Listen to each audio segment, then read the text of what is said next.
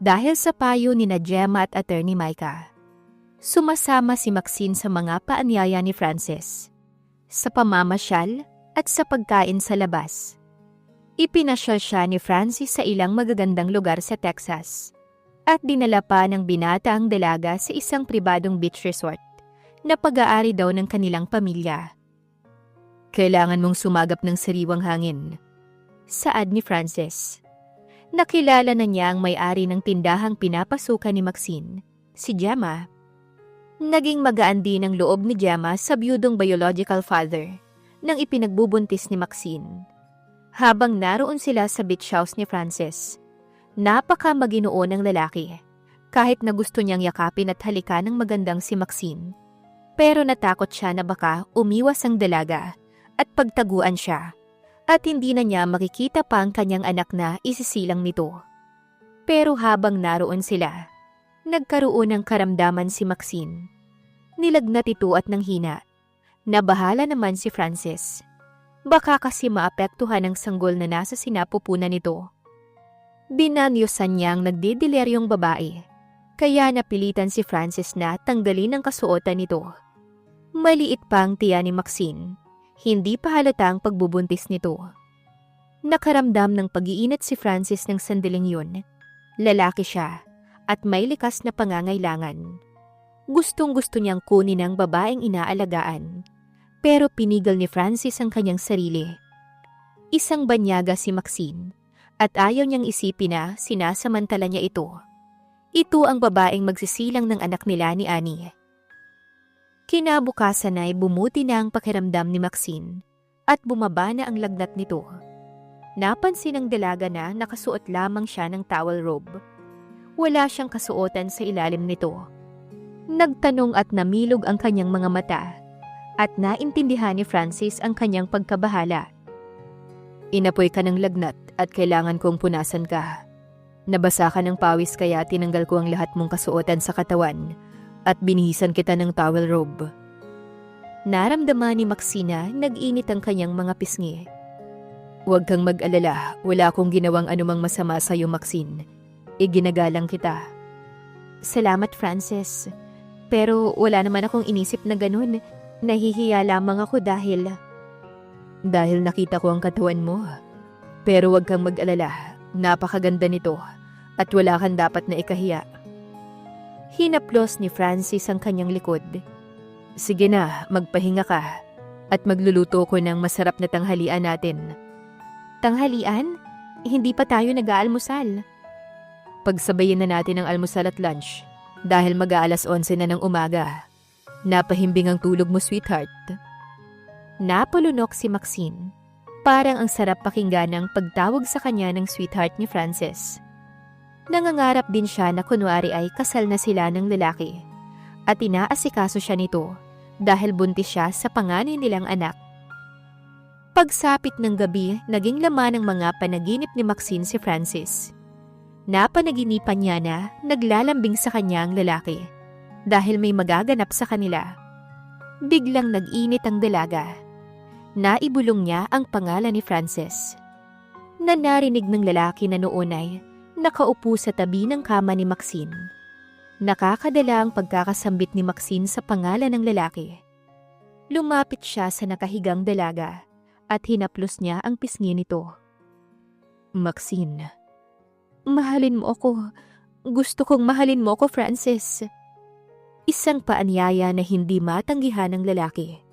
Maxine, sweetheart. Bumaba ang ulo ng lalaki at hinanap ng bibig niya ang mga labi ni Maxine. Hinalika ng mapusok ang mga labing yun na tila malambot na rosas. Naging mabilis ang mga pagkilos ni Frances. Sinamantala niya ang pag-iinit nilang dalawa dahil sa matinding paghahangad. Ilang sandali pa'y naging isa na silang dalawa. Ikaw ba ang dahilan ng nakakadala na luwalhating yun? O ito ay dahil buntis ako, Frances? Tanong ni Maxine.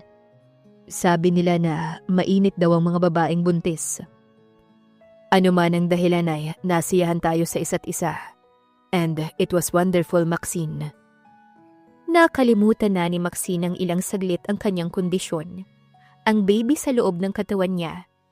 Pero naging maalalahanin si Francis. Bumaba ito at tumagilid. Niyakap si Maxine. Okay ka lang ba? Oo naman. Hindi dapat kita daganan ng matagal. Sambit ni Francis. Bumaba ito at nahiga sa tabi ng dalaga. Anong masasabi mo ngayon, Francis? Napakaganda mo at pinaligaya mo ako ng husto. Hindi yun ang gusto kong malaman. Tungkol sa baby sana. Baka naman dahil sa baby lamang kaya inangkin mo ko. Walang kinalaman ng baby sa nadama nating pareho. Huwag ka naman sanang masyadong defensive. Tumahimik naman si Maxine.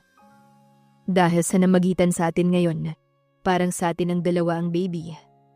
Sa wakas ay nasabi ni Francis. Ating dalawa? Nagniningning ang mga mata ni Maxine sa narinig.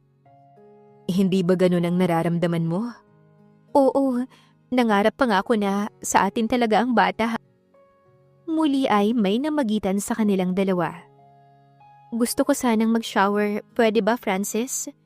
Oo naman. Teka, ikukuha kita ng isa pang robe. Isang bagong robe ang hawak ng lalaki nang bumalik. Okay na ba sa'yo na isuot mo ang robe ni Annie? Robe din niya ang suot mo kanina. Okay lang. Dala ko sa katawan ko ang kanyang anak. Bakit ko naman tatanggihang isuot ang robe niya? Niyakap siya ni Francis ng mahigpit. Bumuhos naman ang luha sa mga mata ni Maxine. Litong-lito siya. Hindi niya matiyak kung ano o sino ang nasa isipan ni Francis. Si Annie, ang baby o pareho. Hindi niya masisi ang lalaki na yumakap sa alaala ng mga mahal sa buhay. Alam na alam ni Maxine ang papel niya sa buhay ng lalaki. Isa siyang incubator at pwede pa siyang gawing kasiyahan ni Francis. Kahit kailan ay hindi makakalimutan ni Francis ang nawala nitong asawa. Sa puso ng binatay, si Annie ang nakuha nito at hindi si Maxine. Kailangang labanan ni Maxine ang sitwasyon, kaya nagpakatatag siya. Naging normal ang buhay para sa dalaga ng sumunod na mga araw. Nagpatuloy siya sa pagtatrabaho at naging abala din si Francis sa rancho. Madalang na silang magkita pero lagi silang nag-uusap sa telepono o nagte-text sa isa't isa. Habang lumalaki na ang tiya ni Maxine, naging mahirap na sa kanyang pagkilos-kilos sa loob ng tindahan. Napansin ito ni Gemma. Baka hirap ka nang magtrabaho, Maxine. Pwede ka nang mag-maternity leave. Sabi ng kaibigan.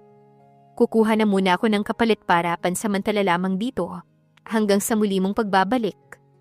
Hindi na muna, kaya ko pa naman. Giit niya kay Gemma. Pero si Francis na mismo ang nagpumilit na magbakasyon muna si Maxine sa trabaho. Pero pansamantala, saan ako makikitira? Wala akong mga kaanak rito. Iuwi kita sa bahay ko, Maxine. Kailangan nating pangalagaan ang aking baby. Parang ikaw lamang ang lumikha sa batang yun kung magsalita ka. May pagdaramdam sa tinig ni Maxine. Sorry, kami nga pala ni Annie ang lumikha sa anak namin. Parang kinurot ang puso ni Maxine sa sinabi ng binata.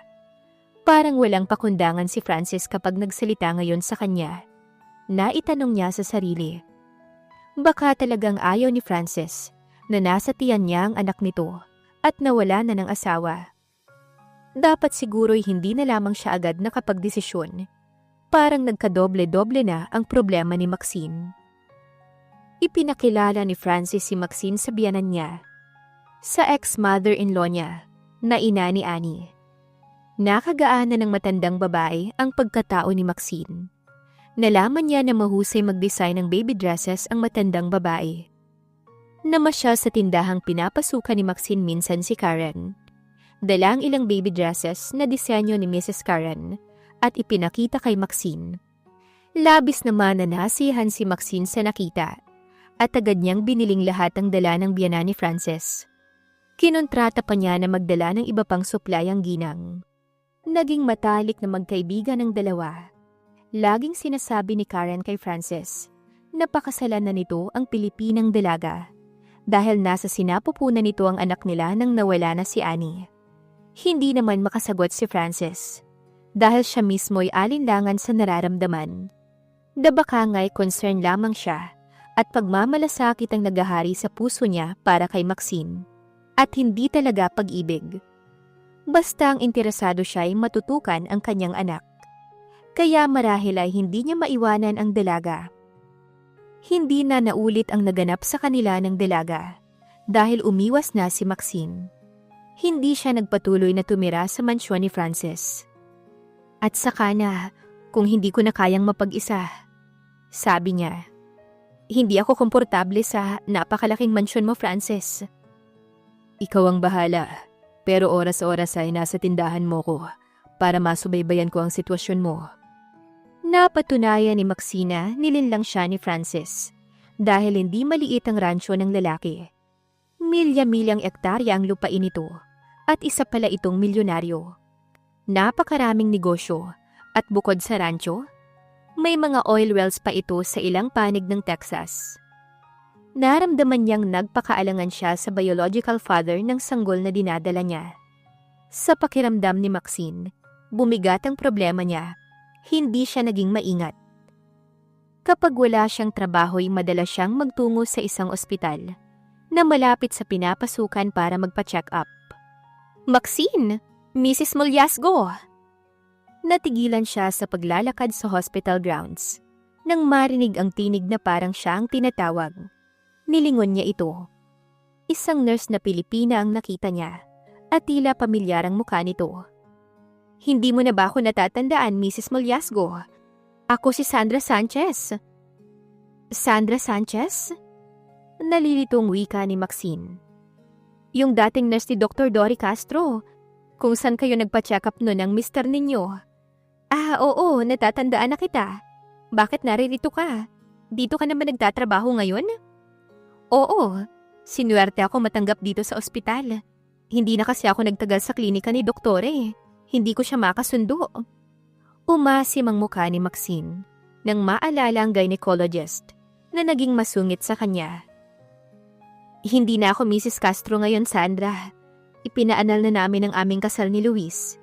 Pagkatapos ng check-up na isinagawa ni Castro na nagpatunay na wala akong kakayahang magbuntis.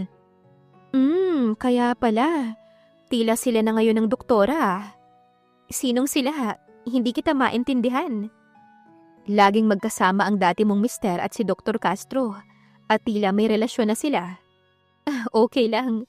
Bagay sila sa isa't isa. So, alam mo na pala ang tunay na pangyayari? Kaya nagagalit ka kay doktora? Dapat lang naman.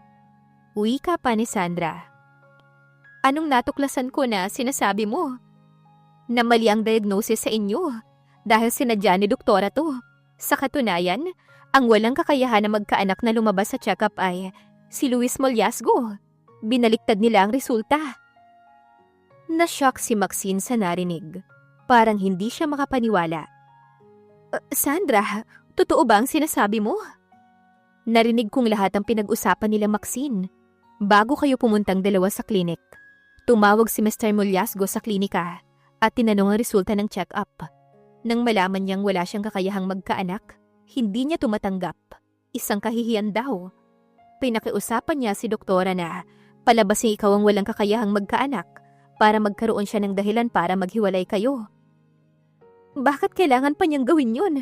Bakit hindi na lamang siya nakipaghiwalay? Ayaw niyang mabulgar ang totoo sa mga tao, kaya minabuti niyang palabasing ikaw ang may problema. Kinuyom ni Maxine ang mga kamay niya. Kailangan sigurong ihabla mo na ang doktorang yun for false diagnosis and falsification of records. Saad ni Sandra.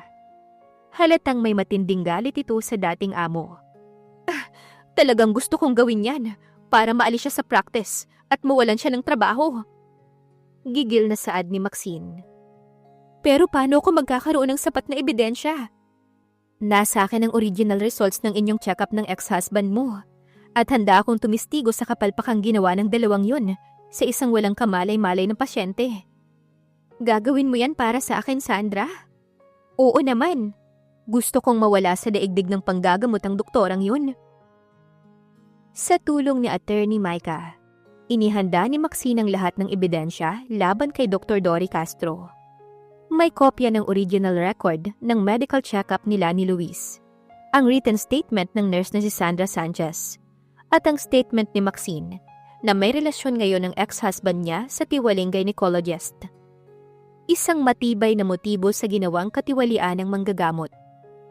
Ipinadala ni Maxine ito sa President ng Medical Practitioners of the Philippines, kasama ng pagbabanta niyang isisiwalat sa media ang katiwalian kapag hindi inaksyonan ng kanyang reklamo. Hiniling niyang alisan ng license para mag-practice ng kanyang profession si Dr. Castro at wala na ditong tumanggap. Naging mabilis naman ang pag-aksyon ng medical board. Inalisan nila ng license to practice her medical profession si Dory Castro. Kahit na paano'y nakalusot ang balita sa ilang mga reporters at nailathala ito sa mga pahayagan. Sinamantala ng ibang reporters ang issue para sirain ang pagkatao ni Luis Mollazgo na natalo sa kandidatura para sa alkalde. Kasalukuyang inaambisyon ng lalaki na kumandidato sa pagkagobernador ng lugar nila. Pero sa pagkakalathala ng relasyon nito kay Dr. Castro at nasabay sa masamang balita sa doktora, biglang lumagpak ang popularity ni Luis sa masa. Matindi ang damay ng mga Pilipino sa kapwa nila kapag grabe na ang kaapihan nito. Para sa kanila'y naagrabyado si Maxine. At isang masamang tao ang ex-husband niyang si Luis. Ni hindi na na-nominate para sa kandidaturang pagkagobernador si Luis. Nasira ang political career nito. Nayanig si Luis at Dr. Castro sa hindi inaasahang issue laban sa kanila. Lumabas na immoral ang dalawa at tiwali sa tungkulin. Labis naman ang katuwa ang nadama ni Maxine pagkatapos dahil nakamit niya ang katarungang inaasam-asam ng ilang taon. Nang hinayang siya na wala siya sa Pilipinas para sana lantarang tawanan ng mga pagmumuka ng dalawa na naging mabigat ang pagkakasala sa kanya. Ilang ulit na nag-text sa kanya si Luis para magkausap daw sila ng maayos para makapagpaliwanag daw ang politiko. Pero hindi ito hinarap ni Maxine. Nanatiling matigas ang kanyang puso't damdamin. Ngipin sa ngipin, lagi niyang kinakatwiran sa lahat. Pero ngayon ang pinakamalaking problema niya ay si Frances. Dahil natutunan niya ng mahalinang makisig na binata, ang biological na ama ng sanggol na isisilang niya. Nang malapit na siyang manganak, sumama na siya kay Frances para tumira sa bahay ng milyonaryo. Natakot siyang mag-isa at abutan ng labor sa bahay. Natuwa naman si Frances at inasikaso nitong mabuti ang babaeng magsisilang ng baby nila ni Annie. Kailangang walang masamang mangyari sa babae dahil kakailanganin siya ng anak niya sa susunod na mga buwan matapos maisilang ito. Maraming mga katulong si Frances na umasikaso sa bawat kailangan ni Maxine. Pero madalas na personal siyang inaasikaso ng milyonaryo. Kapag umuwi ito, laging may pasalubong na prutas sa kanya. Oranges na matatamis, peras, ubas at mansanas. Mabuti ang mga to sa baby. Laging sinasabi ni Frances. Para maging malusog kapag isinilang na. Magiging mapula at makinis, tulad ng unang baby namin ni Annie. Ang baby, si Annie na lang palagi ang bukang bibig ni Frances, pero wala namang masama dun. Pilit na inisip ni Maxine. Sila ang mga mahal sa buhay ni Frances na mahal nito. Bahagi sila ng magagandang alaala ng lalaki. Memories, sweet and haunting and could never be forgotten. Samantala'y nananatili sa mga alaala si Frances. Siya naman ay mananatili na lamang sa mga pangarap. Magagandang pangarap na marahil ay hindi na magkakaroon ng katuparan. Masakit isipin pero iyon ang katotohanan. Ano ang mangyayari kapag nanganak na si Maxine? Paano ang pag-aalaga niya sa bata? Abangan sa susunod na kabanata. Please like, share, subscribe for more updates. Maraming salamat po.